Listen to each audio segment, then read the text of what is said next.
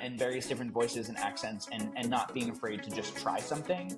So the table read for us was a lot of like, let's throw spaghetti at the wall and see what sticks, and we'll try an accent here, we'll try a voice here. What does this physicality look like for this character? And it's been a lot of fun just exploring, coming into work every day. And welcome back to the Broad Street Review podcast. I'm your host, Darnelle Radford. Today, I'm in the virtual studio, still trapped in this box, but it's always fun because I get to pull in some guests to have a nice chat. They keep me company temporarily while I continue to exist in this space.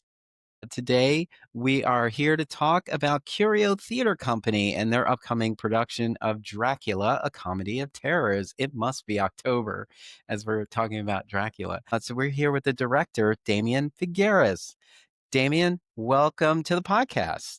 Hi, thanks for having me. I was just saying, in our pre-chat that I've known of you for many years, and I don't know why we haven't had a chat before, but I'm glad to have you here. Yeah, no, excited to be here. Great. So before we get started, tell us about Damien. Yeah, so it's funny, I'm primarily a sound designer. That's mostly what I do in Philly these days. But on this project, I'm directing the show. It's funny, I was talking to Paul kind of as we were prepping for this season and for this production at Curio that, I spent most of my time in college. I went to Arcadia University just outside of Philadelphia. Directing. I spent 4 years directing, and then after graduating, ended up in sound design and kind of stuck there ever since. And I've been doing that for quite a while now in Philly. But I do direct. I consider myself a multi-hyphenate artist. I'm a director, music director, sound designer, video designer sometimes. So it's nice to get to flex the directing muscle a bit on this one, and also great that a theater town like Philly allows folks to do a wide variety of things and doesn't pigeonhole people. So it's nice to get a chance to do some other things. I know it's sometimes can be overwhelming to wear multiple hats, but I think in the theater community, it's sort of a necessary. Absolutely. I mean, especially like, once I graduated college, Randy Hickey, who's a friend of mine, who together we started a company called Apartment 20 that did a bunch of devised work. And, I tell students all the time when I work with them that like, when you first start out, you're going to be self-producing a lot and wearing a lot of hats in that respect. And so the more experience you get doing all of that, the better. Absolutely. Sound design. So how did, you were in a theater program, but what sort of drew you to sound design over another discipline? Yeah, totally. So I've been a musician my entire life. I've played piano since I was a kid. And then when I got to college, the other aspect of being a musician is there's a bunch of gear. There's always all this equipment. And so I've had a familiarity with essentially sound equipment most of my life. And so I got to Arcadia. It's a very small program. Everyone there, at least when I was there, I graduated with a class of, I don't know, less than 15 people. We have a chance to do a bit of everything. And so my freshman year, I was a soundboard op for a show. And then someone needed a sound designer for a student production. And I was like, yeah, I write music. I do things like that. Let me play around with it and see what I can do. And loved it. And then ended up assisting our resident sound designer at the time, Mark Valenzuela, on a bunch of stuff at Arcadia. I would help load in the shows as part of work study. I wrote music for a production of Eurydice that he designed, and then was his assistant and audio engineer on a musical we did my junior year. Awesome. I always think it's interesting to figure out how artists landed on their ultimate path, because all of these elements touch each other in many creative ways. It's just, it's something organic about it that helps us all just sort of find our place in the space. And so even though it does seem like there's this overloading, like there's a ton of actors and it's hard for actors to find the work in places where there's only a handful of opportunities. But in terms of design, it does seem like the possibilities endless, because you can get on the ground floor of pretty much anything if you have any of those skills, and you can help something really see its reality. Absolutely. And I mean, and the design community in Philly is also incredibly small. A lot of us know each other and are very close friends and colleagues. And I've been, designing now in Philly for about 10 years. I was just talking to the audio engineer at the Arden. I just designed falsettos for them. And I met him 10 years ago when I was an assistant on a show there. I was assisting on Passion. And now 10 years later, I'm designing a main stage musical for them. So it's a very small community, and exactly that. Like the chance of growth there is high for those who have that skill set. Yeah. Also, and if your listeners haven't seen Falsettos yet at Art and Theater Company, now's your chance. Absolutely. Um, okay, so now you're at Curio, and have you worked at Curio Theater before? Yeah, so Curio is one of the first companies that I started designing with outside of college. I did a production of Crimes of the Heart for them and then have stuck around ever since. I don't put them on the same playing field as a company like The Arty. Curio is a small company that really is a small group of artists and a small company really focused on working together and creating these pieces as a company. And Hmm. I really loved that and really got along well with Paul and Gay and everyone here. Um, and they really kind of took me in as a sound designer who at the time didn't have much credit, to be honest, and didn't have a lot of experience, and gave me the space to grow as an artist and to try things out. And so, you're talking about, I mentioned to Paul that I had directing experience, directed a bunch in college, and was hoping to kind of dip my toe back into that in the Philly area. It felt like a really great fit to do that here at Curio, a place that I consider like an artistic home for me.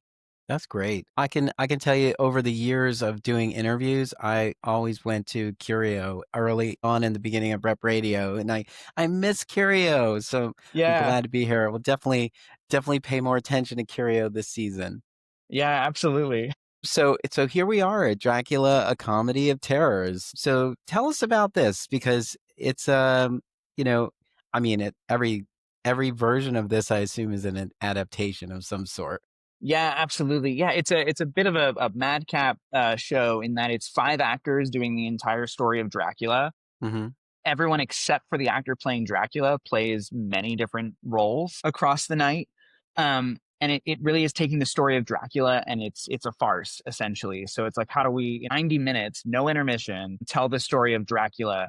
And what's great about it, it's a newer play. It was done off Broadway, I think maybe about 2 seasons ago now. It's very popular on TikTok and when with younger audiences. But what's fun about this production is that as crazy and as funny and farcical as it is, at the heart of it is still the story of Dracula, which I think is really interesting. And there's a lot of really interesting dramatic tension still in the story, and it's interesting to see what still remains, even when you kind of blow it up to the extreme in terms of finding the comedy within it.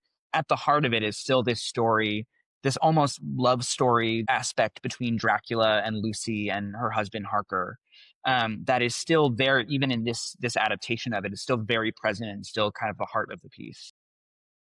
You mentioned it's popular on TikTok. What do you think makes it resonate with that generation? Because it is definitely an area that I feel like all theaters are really trying to steer and draw attention to and from. Yeah, absolutely. I mean, I think part of it is it's a familiar story that's now kind of thrown on its head, and Hmm. a lot of the humor in it feels very young and feels very akin to the kind of jokes that folks are making on TikTok and Instagram and things like that.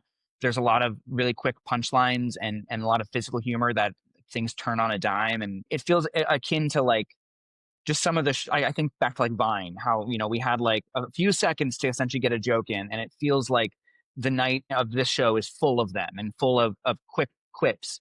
But I Yeah. think unlike I would say social media, I think that the collection of these quick quips isn't the whole show. I think that there's also still a really meaty story there and a really interesting pull through the night that is more than just joke on top of joke.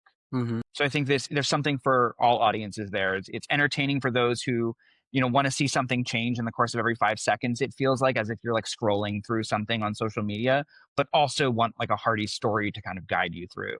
Yeah. Did you know about this version or see a version of this before it came to Curio?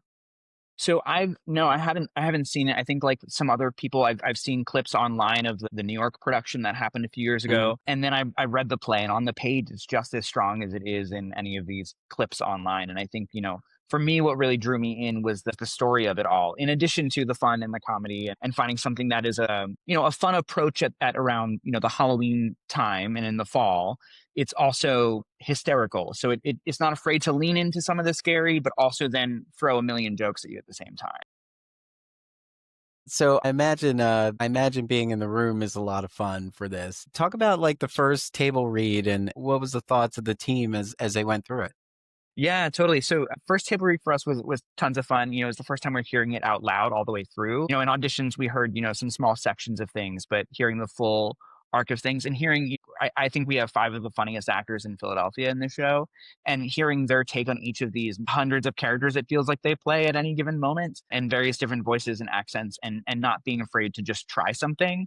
So the table read for us was a lot of like, let's throw spaghetti at the wall and see what sticks. And we'll try an accent here. We'll try a voice here. What does this physicality look like for this character? And been a lot of fun just exploring, coming into work every day. I know people say all the time, oh, when you find something you enjoy, it's fun. But Hmm. this really is, a joy coming in and to sit there and be like, great, for the next hour, we're devoting our time to figure out what's a funny way that we can throw this bat across the stage that has to fly across and like things like that it's like it's crazy to think this is our job now, but that is the job of the storytelling, is to find the funny in that and also find the like, great, now that we found a joke about it, how do we connect that back dramaturgically to what we're actually trying to accomplish in this moment?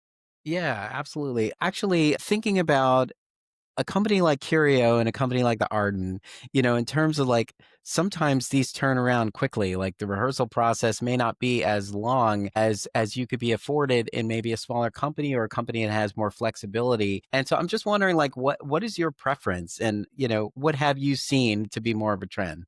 Yeah, I mean, I will say this process was super short. We've had essentially 2.5 weeks, and then we head into tech, and so it's crazy. But what it meant was, we cast the show probably back in May or June. So the actors have had the script since then. So a lot of them came into rehearsal more or less off book and ready to roll. And I think, that knowing that it's a short process afforded us the chance to like really play with it, because then we're not, I feel like sometimes in a longer process, there's the idea of, oh, well, we have time to get to this. So we can put this off a little bit. We're not memorized on this yet, and that's totally Mm, okay. And we came in, these five actors came in ready to roll from day one with like, we know the lines, we know that, let's figure out how we can mine the most out of this script over the course of the next 2.5 weeks. And it's been a joy because every day is completely different, and we find something on one day and we're like, great, that's awesome, and the very next day we find another layer to it and keep building on what we've been creating. yeah. I think it is interesting. Sometimes you do feel like you want more time, but the limitation is in itself a box that you're putting yourself in, and you do have your creativity says, "Step aside. I'll Yeah. take it from here," and magic happens. Absolutely. I mean, it Yeah. allowed us to, I think, make decisions really quickly. So we got the show up on its feet very, very quickly. So, and that allowed us the chance then to really play with it. We made decisions that now we're taking the time to unpack a little bit and to kind of, we've got the luxury now of, as we're about to head into tech at the end of this week, to really, pull it apart even more and kind of dive deeper in a way that if we had a longer process, we may have spent more time at the table talking about everything. And then it would have been, I think, harder to put it on its feet and then continue playing. It would have been like, well, we spent so much time here, so clearly this has to be the answer. Whereas it feels like now we're able to throw it on its feet and just throw things at the wall, see what sticks, and then pair back. It seems like they're sort of a modern take on this piece, right? But let's talk about the design elements, the sets, the costumes. Are they more of a modern inspiration, or are they gothic and classic in style? N No, so they're gothic and classic in style. One of the things that we talk about early on is that, from an audience perspective, we really want the audience to walk in and feel like they're about to watch a classic production of Dracula. And then we come out, the opening of the play feels very much like gothic Dracula, and then once he appears, everything kind of blows open. So from Dracula's entrance, about halfway through the first scene, the entire show in a way explodes into something, oh, this is something very different. It's contemporary, it's sleek in a way that yeah, it takes our expectations and just throws them out the window. But so from a design perspective, we started by leaning into the what is classic Dracula? What does that look like, both costume wise and scenically?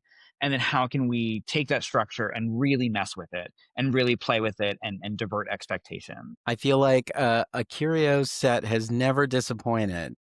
No. You always walk in and you're like, I did not expect this, and I'm pleasantly surprised. Absolutely. I mean, it's been a joy for us that it's a rare thing for companies to be able to do their entire rehearsal process on the set. And just because of the way Curio operates, Paul Kuhn had this set pretty much built by day one. So it's like a jungle gym for us to kind of run around and play on. And I was saying, the other day in rehearsal after we finished up a run through. I don't know how we would have staged the show in just a rehearsal room with the set taped out on the floor somehow. But like actually getting to play on the set and to really find the ways of using it to the best of its abilities has been 100% beneficial. Yeah. So let's talk about this cast and, talk about all of the characters and their sort of unique, what these actors bring uniquely to their roles. Yeah, absolutely. So we've got Matt Carter, who's playing Dracula for us. He, oddly enough, is the only actor in this show that I had not worked with before. He came into auditions and absolutely knocked it out of the park. He's got such a great comedic timing and also really commands the stage, which is something that you want your Dracula to do. From the moment he enters, there's no question that everyone else is like sucked into his orbit somehow. And there's this charm about him that is so engaging and so interesting. And then we've got Riley Sheets, who's playing Harker, who brings such a lovely, like, nerdy quality to Harker, but also such a gentleness. They also play a bunch of other characters in the show. They're a gravedigger at one point. They're this like captain's assistant at one point, and each of those is so wildly different from each other that it's really entertaining to watch. Emmy Parker plays Dr. Westfelt, who is Lucy's father, who also doubles as Renfield and also doubles as this sea captain and a bunch of other stuff too. Emmy's a great actor who I've worked with a bunch. We went to college together. I directed her in her first production her freshman year of college, which is a fun kind of turnaround now that we're both working professionally. She's hysterical. She's been working lately a lot in like wardrobe and stage management. She's done a bunch of work for Pig Iron, Delaware Theater Company, things like that. And so she's now starting to get back into acting, which is a nice kind of come back to work together. And then Jack Taylor plays Mina and Dr. Ben Helsing. Jack is someone who's worked with Curio before. They were in Old Stock back when we did that 2 seasons ago. They're another actor that we never actually went to college at the same time, but we went to the same college and kind of I'd started designing for Arcadia University when they got there as a student. I've known Jack for years as well, so it's a fun chance to work with him in a professional setting.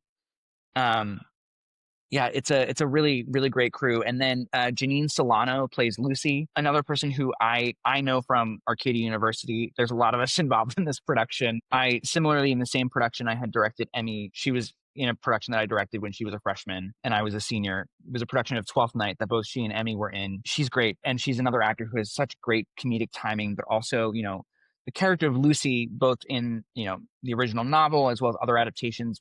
There's such a is the dramatic heart of the story, I think, and really drives everyone, drives Dracula throughout the show and drives everyone else kind of along this journey.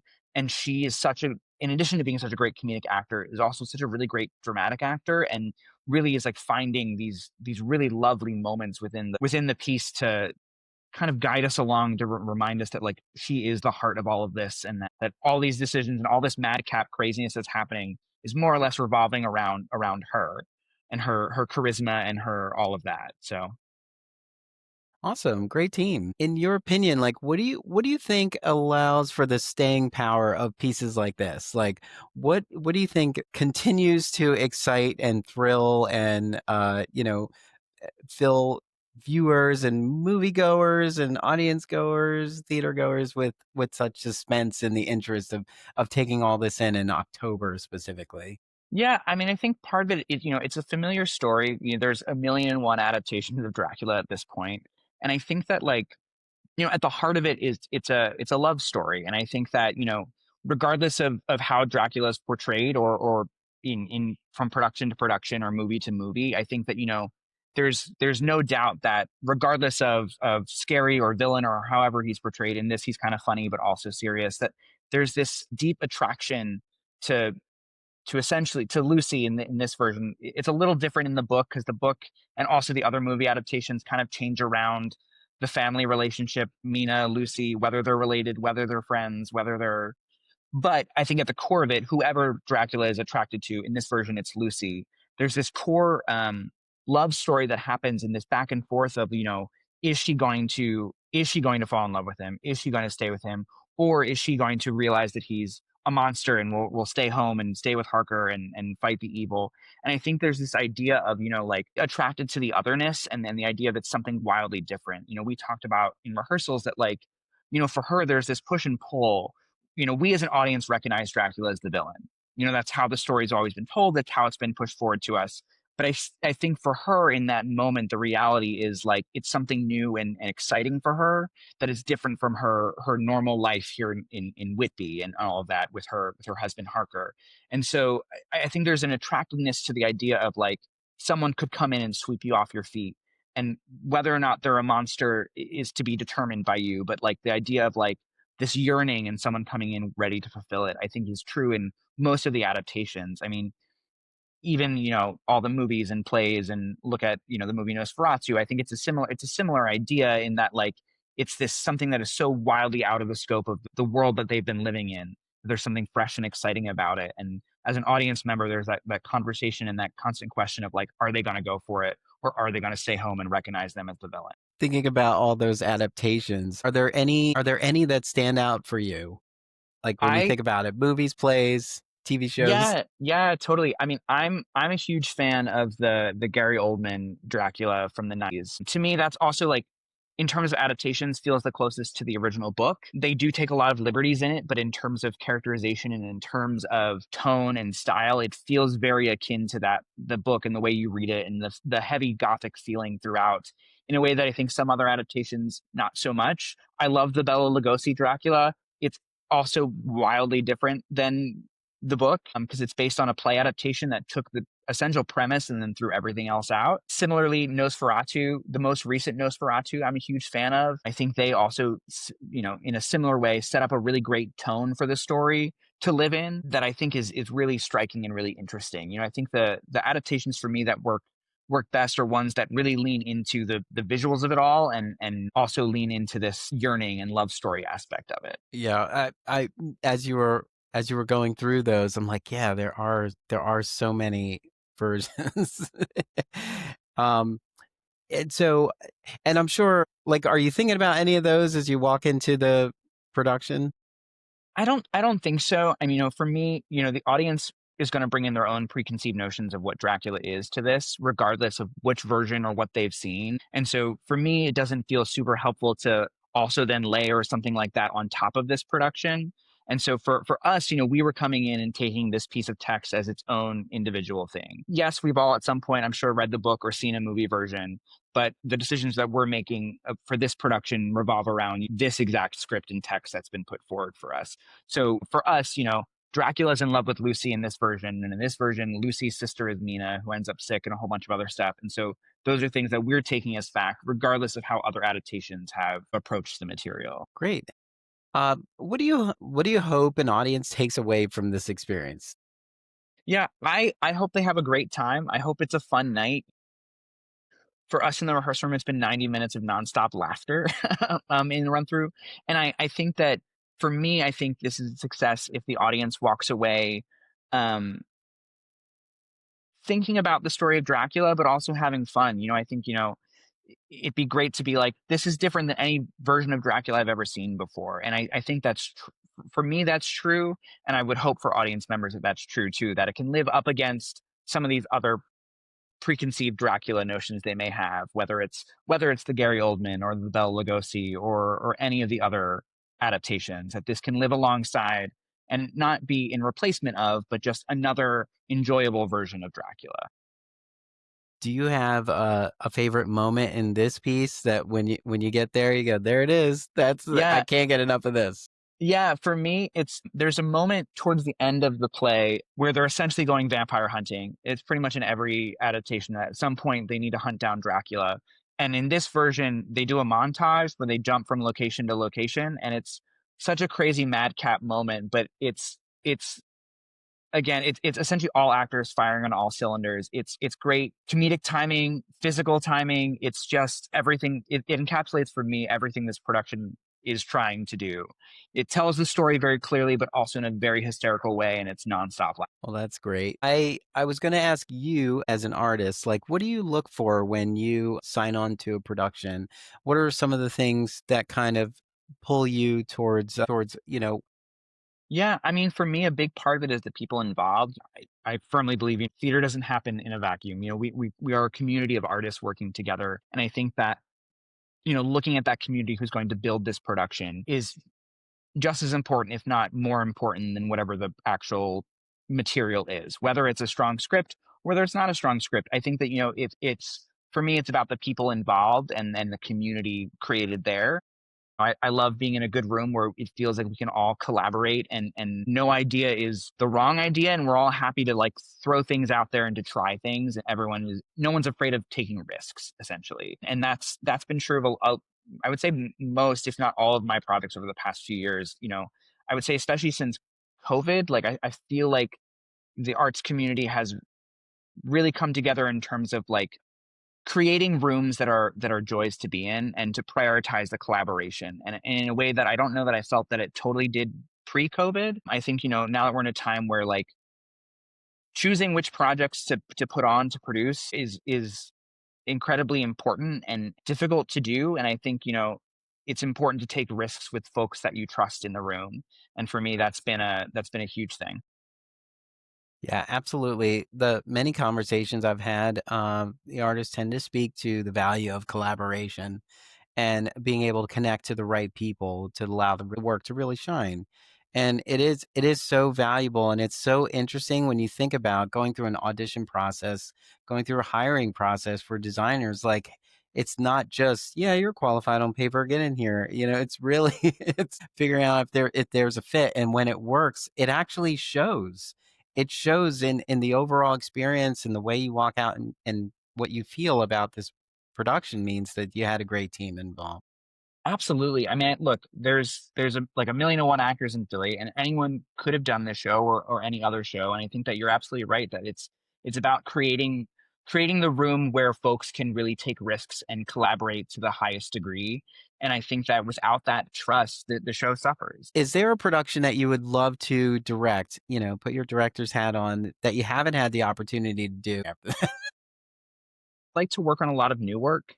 And that's personally what excites me the most is new work. I love nothing more than a collaboration with a new playwright who's working on a piece and trying to find what it is together. How can our listeners, if they are listening and they bought their tickets already, good on you, listener, and they want to follow your work, how can they stay in touch with you? Yeah, I've got an Instagram. It's just my name, Damien Figueras on Instagram. I've also got a website, dfigueras.com, that they can go to. That'll also link to socials and things like that. And I post on there regularly. So I update, upcoming projects and things like that. All right. Well, great. And I think that's a good place for us to leave it. The production is Dracula, a Comedy of Terrors. It was written by Gordon Greenberg and Steve Rosen. It's directed by Damien Figueras. It's on stage right now. If you're listening, it's on stage right now through November 1st. Go to curiotheater.org to get tickets. And that's tickets in plural because theater is more fun with a +1. Just recommended ages 13 and up, because there's some mature humor in this show. But get over to Curio Theater in West Philadelphia and be a part of this conversation. Damon Figueras, thank you so much for taking the time to chat with me and sort of renewing our connection with Curio. We love you, Curio. And thank you so much. It was truly a pleasure. Awesome. Thanks, Darnell. This has been great.